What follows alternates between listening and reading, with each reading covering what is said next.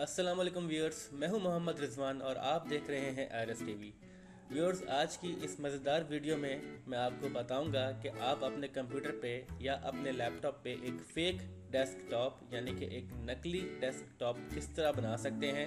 उसमें तमाम के तमाम आइकॉन्स नज़र आ रहे होंगे, लेकिन कोई भी आइकॉन जो है वो फंक्शनल नहीं होगा, कोई भी आइकॉन काम नहीं कर रहा होगा।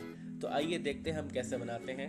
मैंने इस वक्त अपने डेस्कटॉप के तमाम आइकॉन्स हाइड किए हुए हैं। ये मैं इनको वापस डेस्कटॉप पे लेके आ रहा हूँ। मैंने अपने कीबोर्ड का विंडो का बटन दबा के साथ प्रिंट स्क्रीन का बटन दबाया है, ठीक है।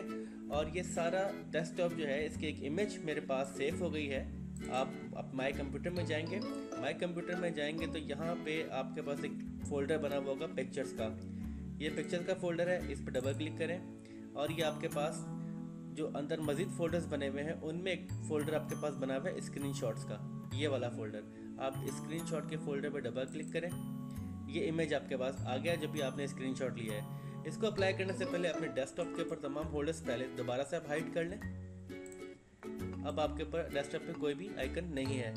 इस पर आप राइट क्लिक करें, save set as desktop background, ये देखें, ये आप क्लिक करें और ये आपके पास जो आपने स्क्रीनशॉट लिया था वो आपके पास एज अ डेस्कटॉप आ गया है, ठीक है। अब देखिए, मैं इस पर किसी भी आइकन पर क्लिक कर रहा हूँ या आइकन सेलेक्ट करना चाह रहा हूँ, मैं कोई भी काम कर रहा हूँ, ये नहीं हो रहा क्योंकि व्यूअर्स ये एक फेक डेस्कटॉप है। न बज़ाहिर नज़र तो असल डेस्कटॉप आता है, लेकिन ये काम नहीं करता, ये नकली डेस्कटॉप है।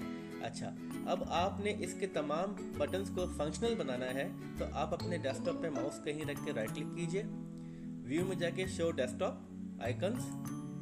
व्यूअर, सारे आइकन्स जो आपका एक्चुअल डेस्कटॉप था वो सारे वापस आ चुके हुए हैं। फेक इमेज है, लेकिन अब जो आपने आइकन्स आपने व्यू करवाए हैं वो इसके ऊपर सुपरसीड कर गए, यानी कि इसके ऊपर आ गए हैं। अब आपके तमाम आइकॉन्स जो हैं वो फंक्शनल हो चुके हैं। ये देखें, अब अपना माउस जिसके ऊपर लेके जा रहा हूँ, मेरा सारे आइकॉन्स जो हैं वो फंक्शनल हो चुके हैं।